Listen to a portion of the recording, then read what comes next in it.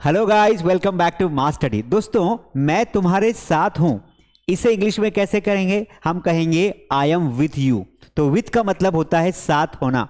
मैंने कहा कि मैं घर पर हूं, आई एम एट होम, तो मैंने यहां पर एट का इस्तेमाल किया घर पर रहने के लिए।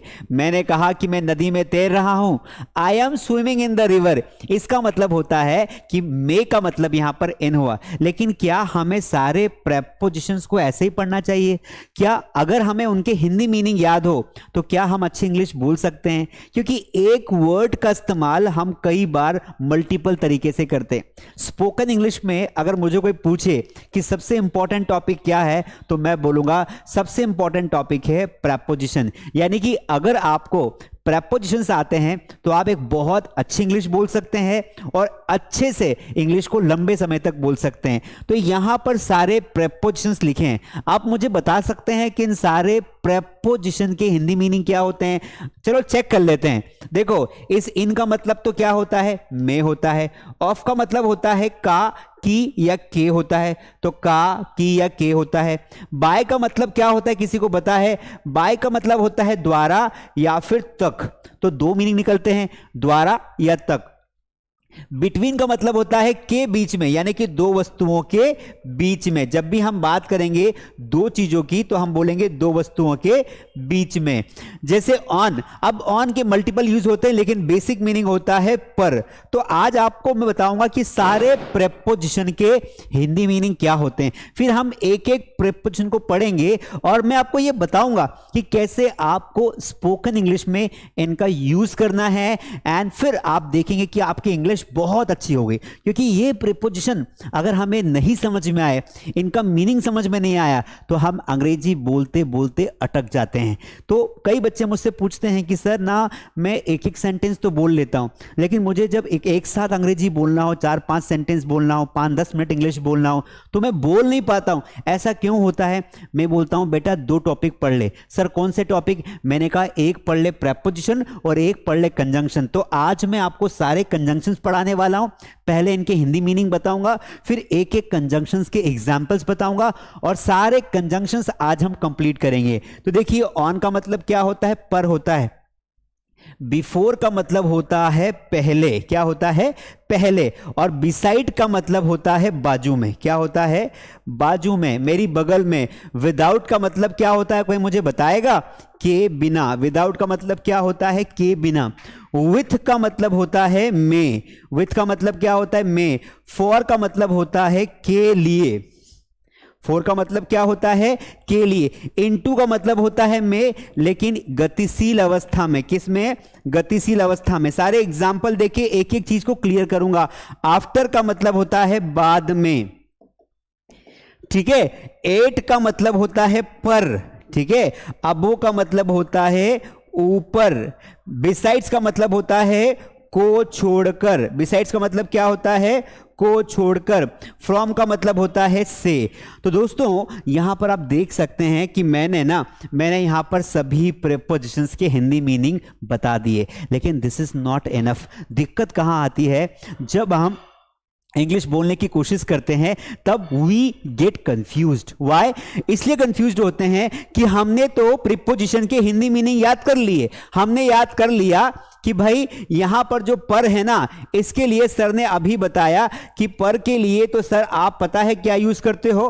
पर के लिए आप ऑन यूज करते हो। मैंने कहा अच्छी बात है भाई, लेकिन क्या इस हिंदी के पर के लिए हम सिर्फ ऑन का इस्तेमाल करते हैं? जैसे एक जो पेन है ना, वो टेबल पर है, तो क्या हम सिर्फ पर ही लगाते हैं, यानी ऑन ही लगाते हैं कि the pen is on my palm? मैं टेबल पर बैठा हूं, I am sitting on the table. तो चलो मान लिया कि हिंदी में जो पर आता है, जो शब्द आता है पर, उसके लिए हमने ऑन लगाया। लेकिन क्या सिर्फ हिंदी के इस वर्ड के लिए हम पर के लिए हम क्या ऑन का ही इस्तेमाल करते हैं? तो आंसर इज कंप्लीटली रॉन्ग, क्योंकि हम इस हिंदी के पर के लिए ऑन तो लगाते हैं, लेकिन कभी कभी एट भी लगाते हैं। क्या लगाते हैं? कभी कभी हम एट भी लगाते हैं, कभी कभी हम अपॉन भी लगा देते हैं, कभी कभी हम ऑन टू भी लगा देते हैं, कभी कभी हम ओवर भी लगा देते हैं, कभी कभी हम अबो भी लगा देते हैं, यानी कि एक वर्ड है पर, लेकिन उसके लिए हम बहुत सारे वर्ड इस्तेमाल कर रहे हैं. So that can not be said कि अगर हिंदी में किसी वाक्य में पर आया है तो वहां पर सिर्फ ऑन आएगा, ये गलत है. वहां पर कुछ भी आ सकता है.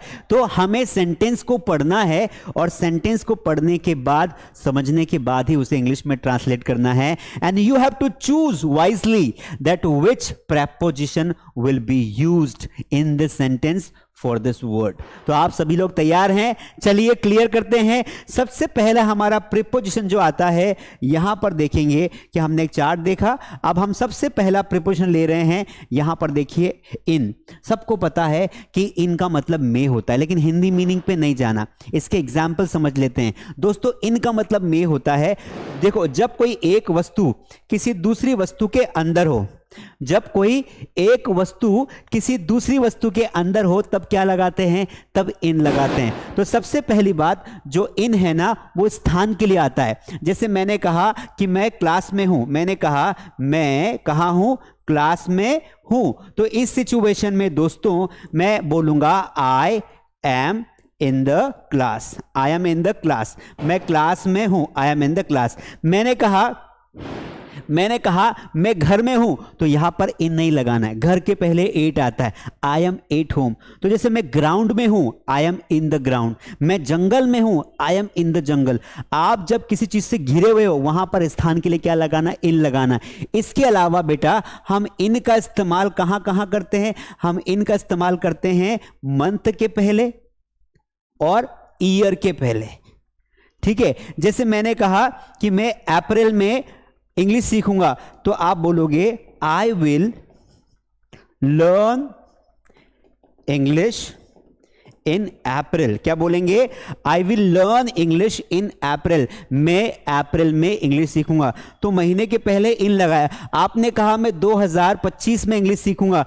आई will learn English in 2025.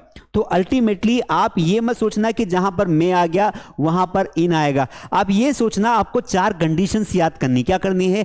You have to remember 4 conditions. किन किन कंडीशन में हम इन का इस्तेमाल करते हैं? तो आपको ये मुखाग्र होना चाहिए, यानी कि आपको कंप्लीटली याद होना चाहिए, बाय हार्ट होना चाहिए कि भाई इनका इस्तेमाल एक तो हम करते हैं किसी मंथ के पहले, एक हम करते हैं किसी ईयर के पहले, यानी कि किसी वर्ष का नाम आ जाए उसके पहले, एक हम करते हैं किसी प्लेस के पहले, और एक करते हैं किसी बिग प्लेस के पहले. बिग प्लेस का मतलब क्या होता है कि जैसे मैंने कहा कि मैं दिल्ली में रहता हूं, मैं दिल्ली में रहता हूं, आई लिव इन दिल्ली. मैं इंडिया में रहता हूं, आई लिव इन इंडिया. लेकिन अगर आप बोलो कि मैं बसंत विहार कॉलोनी में रहता हूं, मैं बसंत कॉलोनी में रहता हूं. अब मुझे बताओ, क्या यहां पर आप इस में के लिए इन लगाओगे? इस में के लिए इन लगाओगे? नहीं. आप बोलोगे आई लिव एट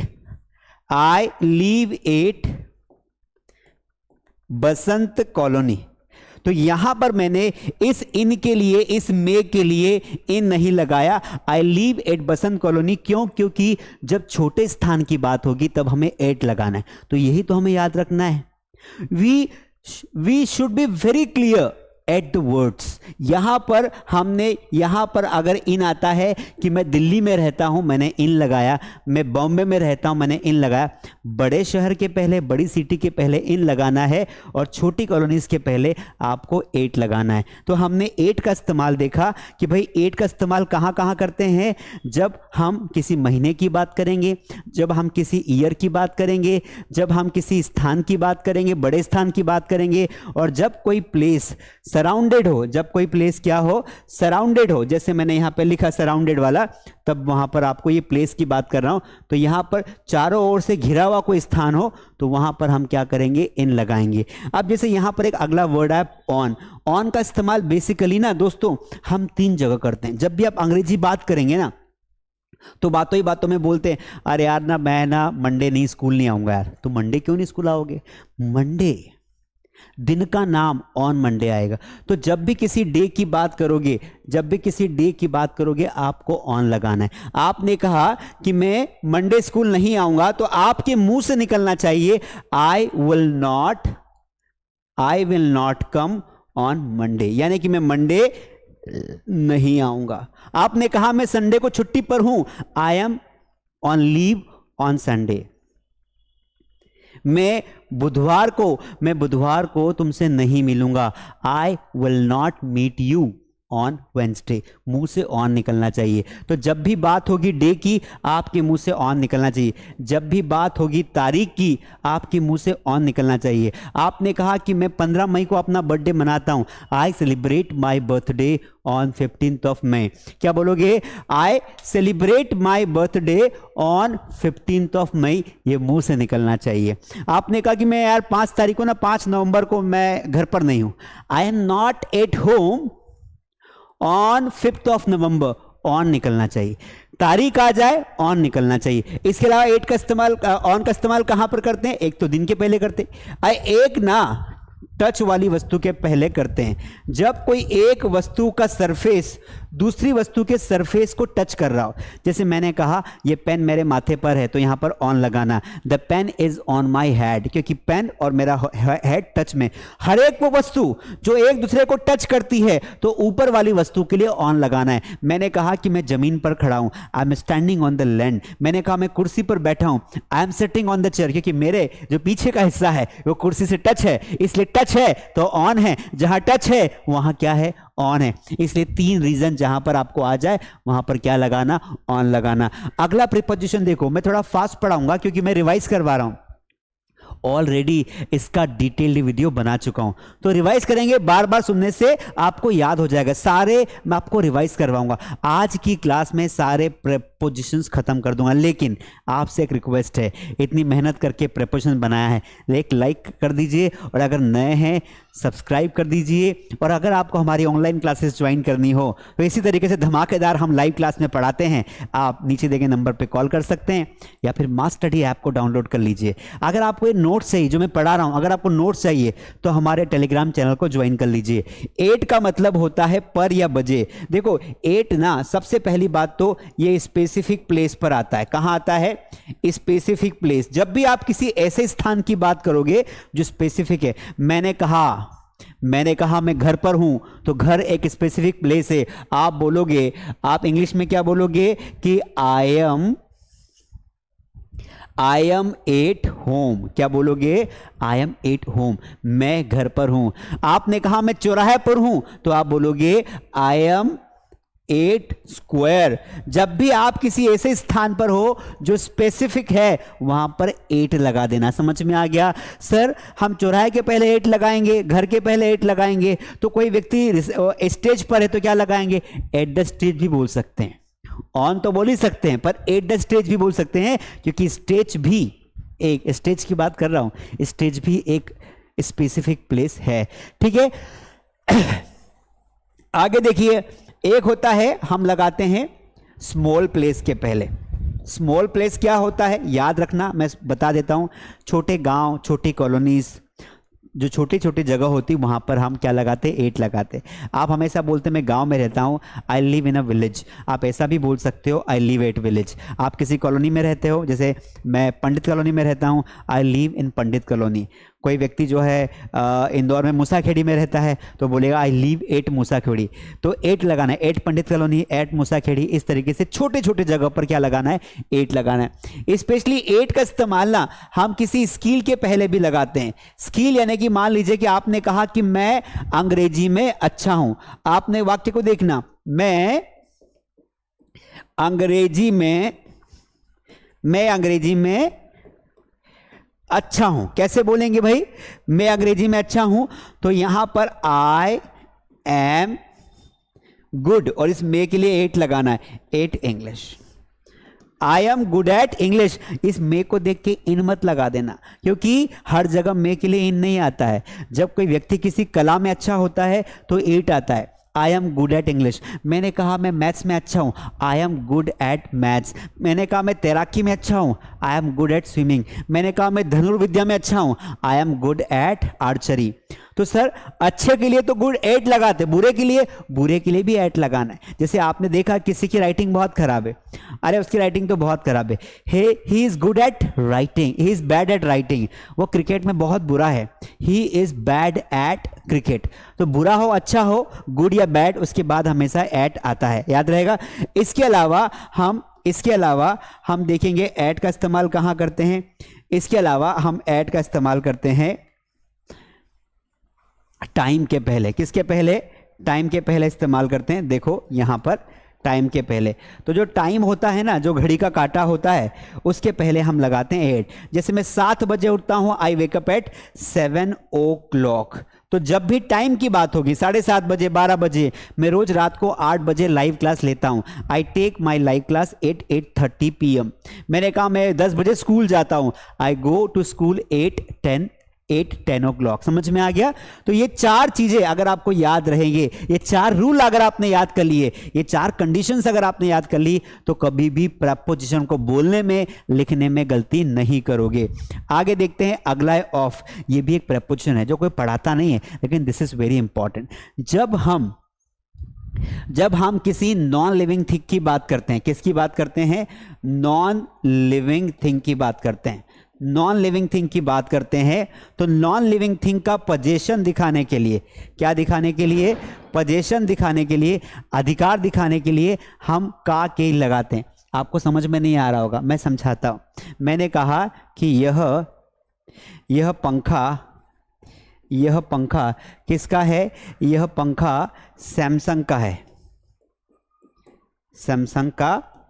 सैमसंग का है। अब मान लो सैमसंग एक कंपनी है, यह पंखा किसका है? सैमसंग का है। यहां पर जो का आया ना, यह पंखा सैमसंग, इस का के लिए आपको ऑफ लगाना पड़ेगा। तो यहां पर दिस फैन इज, अब इसके बाद this fan is of Samsung, this fan is of Samsung, इस तरीके से बुलाएंगे। This is the fan of Samsung, ऐसे भी बोल सकते हैं। This is the fan of Samsung, तो this fan is of Samsung या this is the fan of Samsung, ये दोनों बोल सकते हैं। अल्टीमेटली मैं इसको शुद्ध भाषा में आपको समझाऊं ना, तो देखो ये क्या करता है, ये का को रिप्रेजेंट करता है। मैंने कहा मेरे पास वीवो का मोबाइल है, वीवो का मोबाइल है। मेरे पास क्या है? मेरे पास वीवो का मोबाइल है। कैसे बोलेंगे? मेरे पास वीवो का मोबाइल है, तो आई और पास के लिए लगाएंगे हैव। अब यहां पर जब जिन दो शब्दों के बीच में का है ना, तब इसके लिए, इस का के लिए ऑफ लगाना है और पीछे के वर्ड को आगे लिखना है, आगे के वर्ड को पीछे लिखना है।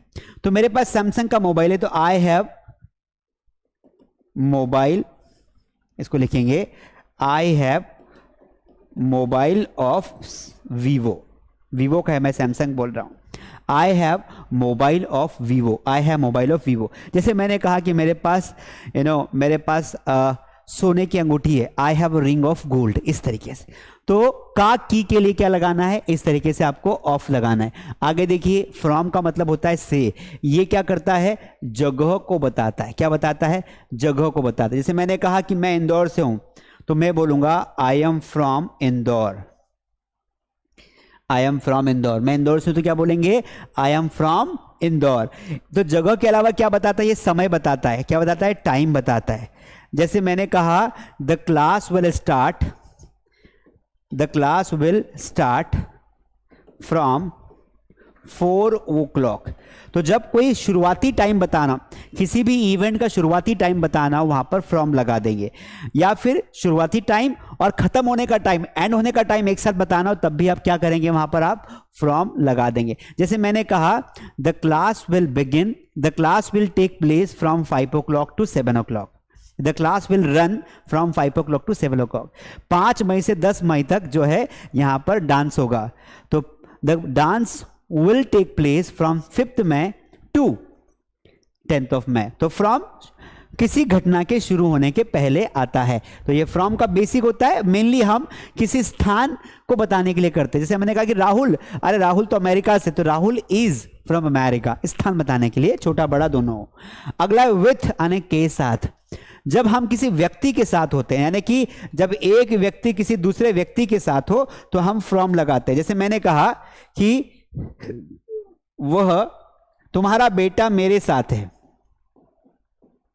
तुम्हारा बेटा मेरे साथ है। कैसे बोलेंगे? तुम्हारा बेटा मेरे साथ है तो बोलेंगे your son is with me, your son is with me. तो यहां पर इस विथ का मतलब है कि your son is with me, तुम्हारा बेटा मेरे साथ है, मैं तुम्हारे साथ हूं, आई एम विथ यू। और अगर मैं तुम्हारे साथ हूं तो तुम्हें इंग्लिश बोलने से कोई नहीं रोक सकता है। इसलिए what you need to do guys, आपको इंग्लिश की प्रैक्टिस करनी है। तो आप हमारी प्रैक्टिस बैच ज्वाइन करिए, नीचे दिए गए नंबर पर कॉल करके यू कैन कॉन्टेक्ट अस। हम आपको आपके लेवल के हिसाब से पढ़ाएंगे, because we do not teach anyone directly. जो भी हमारी ऑनलाइन क्लासेस में आता है पहले उसका लेवल चेक करते हैं, उसके बाद उसको उसके हिसाब से बैच देते हैं। तो कंफ्यूजन हो आपको कि यार मुझे कौन सी बैच ज्वाइन करना है, एक बार कॉल करिए, काउंसलिंग हम करेंगे, या व्हाट्सअप करिए, ठीक है। तो विथ का सिर्फ स्थायी इस्तेमाल है कि हम किसी वस्तु के साथ होते हैं या किसी व्यक्ति के साथ होते हैं, वहां पर विथ लगाते हैं, है ना। मैं अपने पापा के साथ हूं, I am with my father, याद रहेगा ना। चलिए आगे देखते हैं। बिफोर आने पहले, समय के पहले, किसकी बात हो रही? समय के पहले। तो पहले तो जैसे मैंने कहा कि you have to come here, you have to come here before 2 o'clock। तुम्हें 2 बजे के पहले यहां पर आना है। कोई फिक्स्ड टाइम हो, कोई पॉइंट ऑफ टाइम हो, उसके पहले आपको बिफोर लगाना है। देखो 4 दिन के पहले या 4 मई के पहले तुम मेरे सामने आ जाना, You come in front of me before 4th of May। मैंने कहा कि भाई 2025 के पहले इंग्लिश सीख जाना, लर्न इंग्लिश बिफोर 2025। तो किसी समय के पहले, उसके लिए पहले शब्द के लिए हम क्या लगाते हैं? बिफोर लगाते हैं। लेकिन एक और वर्ड है, क्या है? के सामने। ये बहुत इंपॉर्टेंट वर्ड है। के सामने का मतलब क्या होता है? जब हम किसी व्यक्ति के सामने होते हैं। कहां होते हैं? किसी व्यक्ति के सामने होते हैं। जैसे मैंने कहा कि मैं तुम्हारे सामने खड़ा हूं, मैं तुम्हारे सामने खड़ा हूं। कैसे बोलेंगे भाई? मैं तुम्हारे सामने खड़ा हूं, कैसे बोलोगे? आप बोलोगे sir I am standing before you। क्या बोलेंगे? I am standing before you, मैं तुम्हारे सामने खड़ा हूं। तो जब हम देखो यहां पर ना, इस बिफोर की जगह पर हम इन फ्रंट ऑफ का भी इस्तेमाल कर सकते हैं कि आई am standing in front of you, पर बिफोर भी ज्यादा सुटेबल है। जैसे हम कभी कभी भाषण देते हैं ना, स्पीच देते हैं कि hello everyone, my name is Radhika and I am standing before you to talk about pollution problem. तो मैं आपके सामने खड़ी हूं और मैं पोल्यूशन प्रॉब्लम के बारे में बात करूंगी। ऐसे कोई लड़की भाषण देती है तो स्टैंडिंग बिफोर यू का मतलब होता है तुम्हारे सामने खड़ा होना। तो बिफोर का मतलब सामने भी होता है, बिफोर का मतलब पहले भी होता है, ठीक है। अगला वर्ड है आफ्टर का मतलब होता है के बाद में। अब ये क्या क्या हो सकता है? किसी समय के बाद में हो सकता है ना, किसी व्यक्ति के बाद में भी हो सकता है। दोनों को समझाता हूं। व्यक्ति के बाद, पहले समय के बाद में समझते हैं। जैसे मैंने कहा कि तुम मुझे 3 बजे बाद मिलो, कैसे बोलेंगे? You meet me after 3 o'clock। After 3 यानी कि तुम मुझे 3 बजे बाद मिलो, तुम मुझे क्लास के बाद मिलो। Meet me after the class, समझ में आया?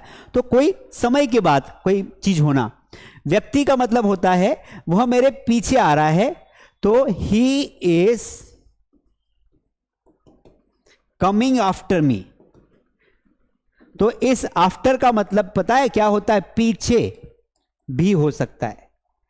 जैसे वह मेरे पीछे खड़ा है, वो मेरे पीछे, ही स्टैंडिंग आफ्टर मी, वो मेरे जस्ट पीछे खड़ा है। आफ्टर का मतलब पीछे भी होता है, ये आपको याद रखना है। ठीक है।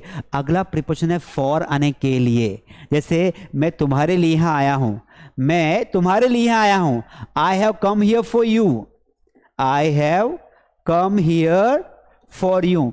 मैं तुम्हारे लिए यहां आया हूं, मैं तुम्हारे लिए इंग्लिश सीख रहा हूं। I am learning English for you.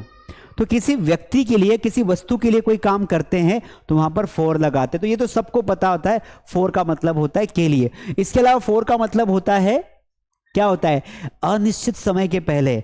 जैसे 4 घंटों से वो मेरा इंतजार कर रहा है, तो he has been waiting for me for 4 hours. तो 4 घंटे यानी कि 4 आवर्स।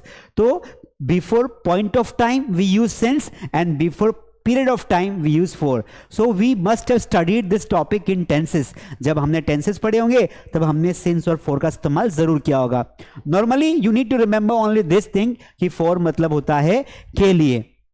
Now besides, अब आपको बहुत कंफ्यूजन होता है कि सर एक तो होता है beside, है ना, और एक होता है आपका besides। दोनों को साथ में पढ़ लेते हैं।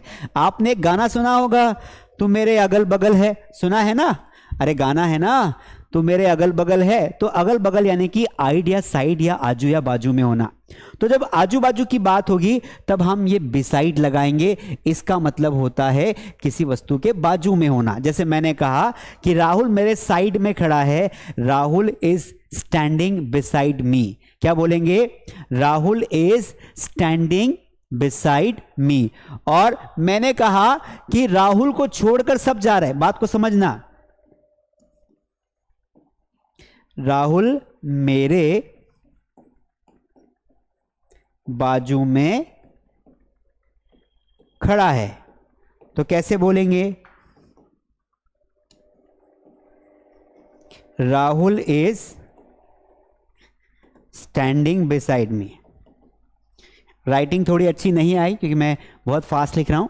राहुल मेरे बाजू में खड़ा है, Rahul is standing beside me, यानी कि राहुल मेरे बाजू में, बगल में, राहुल स्टैंडिंग बिसाइड मी। और मैं बोलूं कि राहुल को छोड़कर, तो इसका मतलब पता है आपको? इस बिसाइड्स का मतलब होता है को छोड़कर। जैसे मैंने बोला कि राहुल को छोड़कर सब पिकनिक जा रहे हैं। हिंदी में सेंटेंस देखना, सेंटेंस क्या लिखा है? राहुल को छोड़कर सब पिकनिक जा रहे हैं। राहुल को छोड़कर सब पिकनिक जा रहे हैं, तो राहुल को छोड़कर इसके लिए हम लगाएंगे बिसाइड्स। तो बिसाइड्स राहुल, यहां कॉमा लगाया,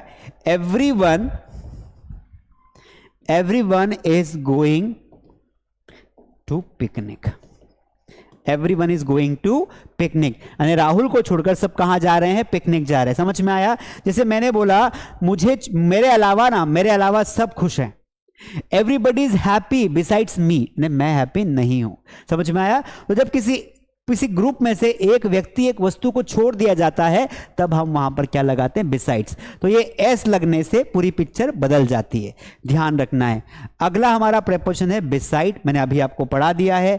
अगला है बिहाइंड, यानी के पीछे। मैंने बोला कि कोई वस्तु अगर इस साइड या इस साइड है तो वो बिसाइड हो जाएगी, पीछे की साइड है तो वो बिहाइंड हो जाएगी। एच का अंतर है। मैंने बोला कि वह मेरे पीछे है, वह मेरे पीछे है। कैसे बोलेंगे वह मेरे पीछे है? तो हम बोलेंगे ही इज बिहाइंड मी। क्या बोलेंगे? वह मेरे पीछे है, तो क्या बोलेंगे? He is behind me. अरे वो तो मेरे पीछे है। मैंने बोला कि तुम मेरे सामने हो, तो यू आर बिफोर मी। याद आया? मैंने बिफोर पढ़ाया था। बिफोर मतलब सामने होता है, तो बिहाइंड मतलब क्या होता है? पीछे होता है। बिटवीन यानी दो चीजों के बीच में, जैसे दो लोगों के बीच में। मैंने कहा कि इन दो व्यक्तियों के बीच में झगड़ा हो रहा है, तो है ना, the fight took place, the fight took place between Ram and Shyam, between Ram and Shyam। तो यहां पर देखो बिटवीन का इस्तेमाल कहां किया हमने, इस राम और श्याम दो ऑब्जेक्ट के पहले बिटवीन लगाया। मैंने बोला कि तुम्हारे मेरे बीच में कुछ नहीं है, तो there is nothing between you and me. समझ में आया? मैंने बोला कि भारत और पाकिस्तान के बीच में मैच खेला जाएगा, the match will be played between India and Pakistan. समझ में आया? बहुत सिंपल समझ में आ गया। तो दो वस्तुओं के बीच में क्या लगाते हैं, लगाते हैं बिटवीन। एक होता है विदाउट, विदाउट का मतलब होता है के बिना, है ना, के बिना। जैसे हम बोलते हैं ना, मैं तुम्हारे बिना नहीं रह सकता हूं, तो आप कैसे बोलते हो, I can't leave without you, I can't leave without you, यानी कि मैं तुम्हारे बिना नहीं रह सकता हूं, मैं खाने खाए बिना नहीं रह सकता हूं, खाना चाहिए, I can't leave without eating, है ना।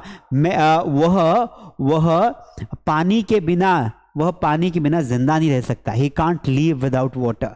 तो के बिना यानी कि पानी के विदाउट लगाना है, सिंपल सी बात है। इनटू जब गतिशील अवस्था में कोई एक वस्तु दूसरी वस्तु के अंदर प्रवेश करती है, जैसे मान लीजिए एक कमरा है और कमरे में गेट लगा हुआ है, अब एक व्यक्ति यहां खड़ा है और ये चलते चलते चलते अगर अंदर घुसेगा, तो हमने वाक्य क्या बनाया हिंदी में कि वह रूम में जा रहा है, वह रूम में जा रहा है। कैसे बोलेंगे आप? सिंपली कहेंगे कि सर एक व्यक्ति गतिशील अवस्था में घुस रहा है अंदर, तो इनटू आएगा, तो हम बोलेंगे he is going into room. क्या बोलेंगे? He is going into room, यानी कि वह रूम में जा रहा है। इनका मतलब क्या होता है? एक स्थिर अवस्था में, मैं क्लास में हूं, I M in the class, मैं क्लास के अंदर आ रहा हूं, I am coming into the class. तो गतिशील अवस्था में प्रवेश करना इनटू होता है और ऑलरेडी वहां रहना इन होता है। समझ में आया? तो दोस्तों ये मैंने आपको बहुत सारे प्रेपोजिशंस पढ़ा दिए, आई होप आपको बहुत अच्छे लगे होंगे। आपने अगर सारे प्रेपोजिशन ध्यान से पढ़े, तो जितने मैंने प्रेपोजिशन पढ़ाए उन सभी के कितने मैंने पढ़ाए वो बताना, और साथ में उनके मीनिंग बताना, यानी कि प्रत्येक प्रेपोजिशन के क्या क्या मीनिंग हो सकते हैं वो कमेंट में लिख के बताना। अगर आपने ऐसा किया तो मैं समझूंगा कि आपने लास्ट तक वीडियो को देखा। दोस्तों ये हमारे सोशल मीडिया प्लेटफॉर्म्स है, आप आराम से वीडियो को पोस्ट करके देख सकते हैं, हमें फॉलो करिए, बहुत अच्छा लगेगा। इसके अलावा ये हमारे ऑनलाइन कोर्सेज है, अगर आप बेसिक्स इंग्लिश सीखना चाहते हैं तो आप हमारे सारे कोर्सेज को विजिट कर सकते हैं। ये बेस्ट स्पोकन इंग्लिश कोर्स है, ये एक्सपर्ट बैच है, ये पर्सनल क्लासेस है, मेरी बुक है, बहुत सारी बैचेस हैं, ये मेरी ग्रामर कोर्स भी है। तो you can join any course, if you have any doubt you can call अस। आज का वीडियो कैसा लगा आप मुझे ज़रूर बताएं, और सारे प्रेपोजिशंस के नाम, उनके हिंदी मीनिंग मुझे कमेंट में बताएं, और कितने मैंने प्रेपोजिशंस आज पढ़ा है वो भी बताएं। Thank you so much, see you tomorrow next time.